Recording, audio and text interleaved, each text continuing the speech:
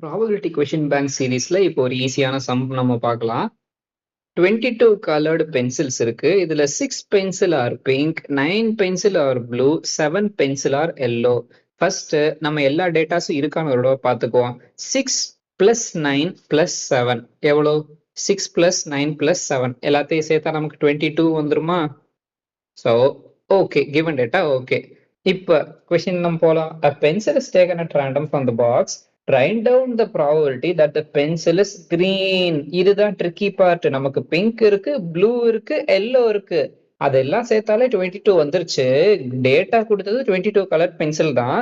இங்க கிரீன் கேட்டிருக்காங்க. கிரீன் வந்து நம்ம கொஸ்டின்லே கிடையாது. ஸோ இதோட ஆன்சர் 0.